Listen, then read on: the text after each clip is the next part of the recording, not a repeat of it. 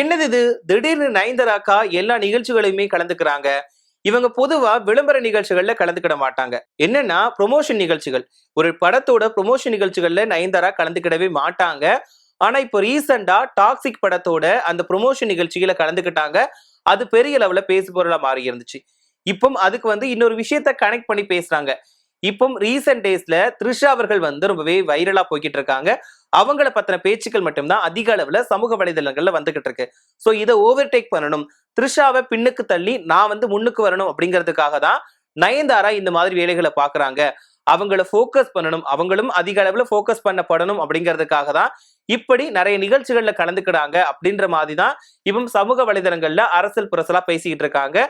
So அதை பத்தி தான் நாம இந்த பதிவுல விரிவா பார்க்க போறோம். பொதுவா நயன்தாரா, த்ரிஷா 2 பேருமே கிட்டத்தட்ட 20 வருடங்களுக்கு மேலாவே தமிழ் சினிமாவில் ஜொலிச்சிட்டு இருக்காங்க. முன்னணி நடிகையா வளம் வந்துட்டு இருக்காங்க. இதுல நயன்தாரா பொறுத்த வரைக்கும் லேடி சூப்பர் ஸ்டார் அப்படின்னு சொல்லிட்டு அவங்களுடைய ரசிகர்களால அன்போடு அழைக்கப்படுறாங்க. அதே நேரத்துல த்ரிஷாவுமே சும்மாலாம் ஒண்ணும் சொல்ல முடியாது. அவங்களுமே 20 வருடங்களுக்கு மேலா முன்னணி நடிகையா வளம் வந்துட்டு இருக்காங்க. இப்போ நயன்தாராவுமே ஒரு குறிப்பிட்ட டைமுக்கு மேல படங்கள் நடிக்காம போயிருவாங்க. இவங்களுடைய மார்க்கெட்டை இறங்கி போயிடுச்சு அப்படின்னு சொன்ன சமயத்துல மறுபடியுமே மீண்டு நிறைய வெற்றி படங்கள் கொடுத்தாங்க. ஒரு பெண்களுக்கு முக்கியத்துவம் கொடுக்கக்கூடிய கதாபாத்திரங்களை தேர்ந்தெடுத்து இன்னைக்கு வரைக்கும் நடிச்சுட்டு வந்துகிட்டு இருக்காங்க. சோ அதே மாதிரிதான் த்ரிஷாவோட நிலைமையும். ஒரு குறிப்பிட்ட டைம்ல நிறைய பேர் கூட கிசுகிசுக்கப்பட்டாங்க. சோ அந்த சமயத்துல இவங்களுக்கு மார்க்கெட் போயிடுச்சு அப்படின்னு சொன்ன நேரத்திலயுமே மறுபடியும் மீண்டு அடுத்தடுத்து படங்கள் நடிச்சாங்க. இவங்களுமே பெண்களுக்கு முக்கியத்துவம் கொடுக்கக்கூடிய கதாபாத்திரங்களை சூஸ் பண்ணி தொடர்ந்து நடிச்சுட்டு வந்துகிட்டு இருக்காங்க. இப்படி இருக்கக்கூடிய நேரத்துல நயன்தாராவை விட த்ரிஷா ஒண்ணு பெருசு கிடையாது. நயன்தாரா தான் என்னைக்குமே லேடி சூப்பர் ஸ்டார்னா இவங்க மட்டும்தான் அப்படின்னு நயன்தாராவை நிறைய பேர் தூக்கி வச்சு பேசினாங்க. சோ அந்த சமயத்துல த்ரிஷா எதுக்குமே ஒரு ரியாக்ட் பண்ணவே மாட்டாங்க. அவங்களுடைய படங்கள்ல தொடர்ந்து நடிச்சுட்டு தான் வந்துகிட்டு இருந்தாங்க. சோ இப்படி இருக்கக்கூடிய சமயத்துல இப்ப ரீசெண்ட் டேஸ்ல நயன்தாராவை பத்தின பேச்சுக்கள் அதிகமா இல்ல. அது அவங்களுடைய கல்யாணத்துக்கு அப்புறமாவே நயன்தாராவை பத்தின பேச்சுக்கள் அதிக அளவுல இல்லாம போயிடுச்சு. ஒரு பக்கம் அவங்களுடைய குழந்தை பிறந்ததுக்கு அப்புறமா படங்கள் அதிகமா நடிக்கல, படங்கள் நடிச்சாலும் அந்த அளவுக்கு பேசக்கூடிய அளவுக்கு இல்ல அப்படின்ற விமர்சனங்களை அவங்க சந்திச்சாங்க. அது மட்டும் இல்லாம அவங்க ஓவரா சீன் போடுறாங்க, ரசிகர்களுக்கு மரியாதை கொடுக்க மாட்டாங்க, ஓவரா பில்டப் பண்ணிக்கிறாங்க அப்படின்ற விமர்சனங்கள் நயன்தாரா மேல இருந்துச்சு. சோ இங்க த்ரிஷா அவர்களை பொறுத்த வரைக்கும் அவங்க எதை பத்தியும் வெளிப்படையா பேச மாட்டாங்க. இருந்தாலுமே அவங்களுடைய படங்கள் எல்லாமே அடிக்கடி வந்துகிட்டே இருந்துச்சு. அவங்க நிறைய வெற்றி படங்களும் கொடுக்க ஆரம்பிச்சாங்க. சோ இதனால த்ரிஷா அவருடைய பேச்சு அதிகமா இருந்துச்சு. குறிப்பா 2026 பிறந்த நேரத்துல இருந்து த்ரிஷாவுக்கு ஒரு அதிர்ஷ்டமான ஆண்டான் கூட தெரியல. அந்த அளவுக்கு அவங்களுடைய பேர் சமூக வலைதளங்கள் அடிபட்டுச்சு. அது நல்ல விதமா அடிபட்டா கூட பரவாயில்ல.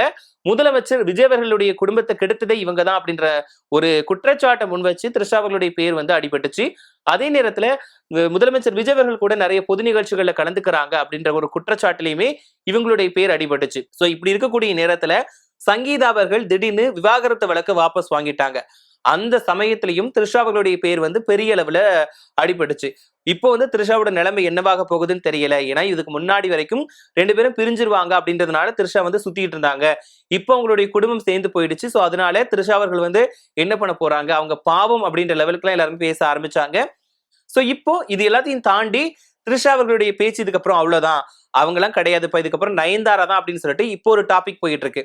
ஏன்னா நயன்தாரா அவர்கள் எந்த ஒரு விளம்பர நிகழ்ச்சியிலும் கலந்துக்கிட மாட்டாங்க. டாக்ஸிக் படத்துல நயன்தாரா நடிச்சிருக்காங்க. யஷ் ஹீரோவா நடிச்சிருக்கக்கூடிய இந்த திரைப்படம் இந்த மாதம் வெளியாக இருக்குது. சோ இந்த படத்துக்கான ப்ரொமோஷன் வேலைகள்ல படக்குழுவினர் தீவிரமா ஈடுபட்டு வந்துட்டு இருக்காங்க.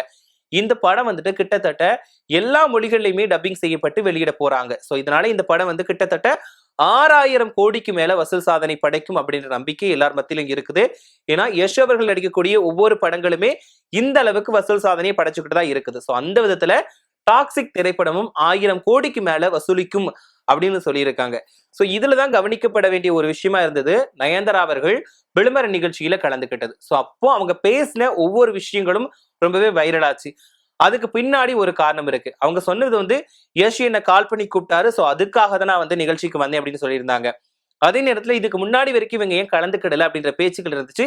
அதுக்கான சூழ்நிலை அமையலை அப்படின்ற மாதிரி அவங்க சொல்லியிருக்காங்க. சோ இது எல்லாத்தையும் பாக்குறப்போ இப்போ த்ரிஷாவின் பேர் அதிகமா அடிபடுறதுனால நயன்தாரா மறுபடியும் போக்கஸ் பண்ண ஆரம்பிக்கிறாங்க. நம்ம பேர் இதுக்கப்புறம் முன்னிலையில வரணும் அப்படிங்கிறதுக்காக தான் இவங்க நிகழ்ச்சிகள்ல கலந்துக்கிறாங்க, பேசுறாங்க அப்படின்ற மாதிரி சொல்றாங்க. சோ இதுவுமே எந்த அளவுக்கு உண்மை அப்படிங்கிறதுக்கு தெரியாது. பட் இருந்தாலும் எல்லாரும் சொல்லக்கூடிய விவாதமா இருக்கட்டும், ஒரு குற்றச்சாட்டா இருக்கட்டும், அதுதான் இது. என்னன்னா இவ்வளவு நாள் நயன்தாரா அமைதியா இருந்தாங்க. இப்போ ரீசெண்டா இதுக்கு இது பண்ணணும், ஒரு விஷயம் பிடிக்கல, அவங்க கொள்கை இதுதானா அதுல அப்படியே ஒரு நிலைப்பாடோடு இருக்கணும்ல, ஏன் அதை மாத்திக்கிறாங்க அப்படின்ற ஒரு கேள்விகளும் வைக்கிறாங்க. சோ இதனாலதான் இப்போ வந்து த்ரிஷா அவர்கள் வந்து இதுக்கப்புறம் வந்து பேச மாட்டாங்க. ஏன்னா விஜய் அவர்களுடைய குடும்பம் வந்து ஒண்ணு சேர போறாங்க. சோ இதனால யாருமே த்ரிஷா வந்து நோண்ட மாட்டாங்க. த்ரிஷாவின் பெயர் இதுக்கப்புறமா அடிபடாது. சோ அப்படி இருக்கக்கூடிய நேரத்துல நயன்தாரா மறுபடியுமே வந்து தன்னுடைய படங்கள்ல அதிகமா நடிக்கிறதுனால போக்கஸ் பண்ணப்படணும். நம்மளுடைய பேர் வந்து அதிக அளவுல பயன்படுத்தப்படணும். த்ரிஷா வந்து எப்பவுமே ஒரு நயன்தாராவுக்கும் த்ரிஷாவுக்கும் தான் போட்டி இருக்கு அப்படின்னே சொல்லுவாங்க. ஒண்ணு நயன்தாரா இல்லைன்னா த்ரிஷா அப்படின்ற போட்டி இருக்கும். சோ அந்த விதத்துல இப்போ பொறுத்த வரைக்கும் த்ரிஷா மட்டும்தான். அதுல வந்து நயன்தாரா அப்படிங்கிற பேச்சுக்கே இடம் இல்ல அப்படின்ற அளவுக்கு வந்து இப்போ ஒரு 6 மாசமா இருந்துச்சு. இதுக்கப்புறமா அப்படி இருக்கவே கூடாது. த்ரிஷா அப்படின்ற பேர் வரவே வரக்கூடாது.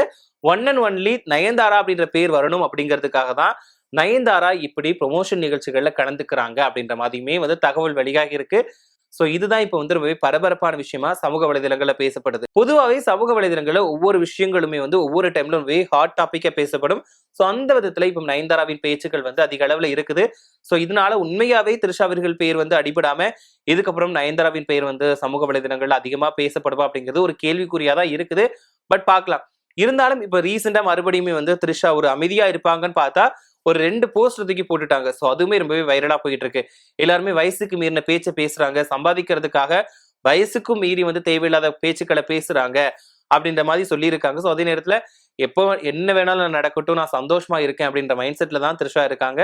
சோ யார் வந்து எப்படி அவங்கள பத்தி கழிவு ஊத்துறாலும் அதை பத்தி கண்டுக்க மாட்டாங்க. அவங்க அவங்களுடைய வேலையில போக்கஸ் பண்ணிட்டு இருக்காங்க.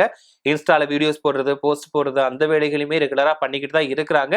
இதுல நயன்தாரா திடீர்னு உள்ள வந்திருக்காங்க. சோ போக போக என்ன நடக்க போகுது, சோ சமூக வலைதளங்கள்ல வரக்கூடிய இந்த விஷயங்கள் எல்லாமே உண்மையா பொய்யா அப்படிங்கிறது தெரிய வரும். பொறுத்திருந்து பார்க்கலாம். ஏன்னா நயன்தாரா த்ரிஷா இவங்க 2 பேருமே பார்த்திருக்கட்டும் அப்படின்னா ஆரம்பத்துல இருந்தே ஒரு நிறைய கஷ்டங்களை சந்திச்சு ஒரு நிறைய கிசுக்கள் இந்த மாதிரி பேச்சுக்கள் எல்லாமே 2 பேருக்குமே வந்திருக்கு. ஒரு பக்கம் நயன்தாரா அவர்கள் மீதுமே வந்திருக்கு, த்ரிஷா அவர்கள் மீதுமே வந்திருக்கு. ஏதாவது ஒரு புது நடிகர்கள் கூட சேர்ந்து நடிச்சுட்டாங்க அப்படின்னா அந்த நடிகர்கள் கூட வந்து சேர்த்து பேசக்கூடிய சம்பவங்கள் அப்போத்துல இருந்து இன்னைக்கு வரைக்குமே இருந்துகிட்டு தான் இருக்குது. சோ இப்ப வந்து நயன்தாரா அவர்களுக்கு வந்து திருமணம் ஆகிடுச்சு. அவங்களுக்கு வந்து வாடகை தாய் மூலமா 2 மகன்கள் இருக்கிறாங்க. சோ அவங்க அவங்களுடைய குடும்பத்துல வந்து ரொம்பவே சந்தோஷமா வாழ்ந்துட்டு இருக்காங்க. ஆனா இங்க த்ரிஷா பொறுத்த வரைக்கும் 40 வயசுக்கு மேலாகியுமே இன்னைக்கு வரைக்குமே அவங்க கல்யாணம் பண்ணிக்கல. சோ ஒவ்வொரு நடிகர்கள் கூட இன்னைக்கு வரைக்கும் சேர்த்து வச்சு பேசிட்டு தான் இருக்கிறாங்க. ஏன்னா ஒருத்தவங்க கூட வந்து ரிலேஷன்ஷிப்ல இருக்காங்க, இவங்க கூட இருக்கிறாங்க அப்படின்னு சொல்லி நிறைய பேர் கூட வந்து சேர்த்து வச்சு பேசப்பட்டாங்க. ஆனா இப்போ ரீசெண்டா ஒரு 6 மாதங்களா ஒரே ஒரு நபர் கூட மட்டும்தான் வச்சு சேர்த்து பேசப்பட்டாங்க. ஆனா அதுவுமே இப்ப வந்து முடிவுக்கு வந்துடுச்சு. அது வந்து உண்மை கிடையாது அப்படிங்கிற மாதிரியுமே இப்ப தகவல் வெளியாயிடுச்சு. இப்படி இருக்கக்கூடிய நேரத்துல இவங்களுக்கு இன்னும் கல்யாணம் ஆகல, அவங்களுக்கு கல்யாணம் ஆயிடுச்சு. அவங்க வந்து அவங்களுடைய குடும்ப வாழ்க்கையில கொஞ்சம் போக்கஸ் பண்ணாங்க. சோ அதனாலதான் அவங்களுடைய பேர் வந்து அதிகமா அடிபடல அப்படின்னு சொல்லிக்கிட்டு இருக்கக்கூடிய இந்த நேரத்துல இல்ல இதுக்கப்புறம் நான் தான் அப்படின்னு சொல்லிட்டு நயன்தாரா களமிறங்கி இருக்காங்களாம். சோ பார்க்கலாம். உண்மையாவே நயன்தாரா த்ரிஷாவுக்கு இடையில போட்டி இருக்குதா இல்லாட்டா வெறும் வதந்தியா அப்படிங்கிறது தெரியல. ஆனா 2 பேரையும் பொறுத்த வரைக்கும் அவங்க அவ்வளவா பேசிக்கிறாங்களா இல்லையான்னு தெரியாது. ஒரு ஒர்க் விஷயமா பாத்தீங்க அப்படின்னா போட்டி இருக்கும். பொறாமை இருக்குமான்னு தெரியல. போட்டி இருக்கலாம் கண்டிப்பா. ஏன்னா நம்மளுடைய படங்கள் தான் வெற்றி படம் அமையணும். அவங்கள விட நம்ம வந்து அதிக வசூல் சாதனை படைக்கணும். அவங்கள விட நம்ம நிறைய சம்பளங்கள் வாங்கணும். அவங்க படத்தை விட நம்ம படம் வந்து கண்டிப்பா பெரிய அளவுல ஓடணும்.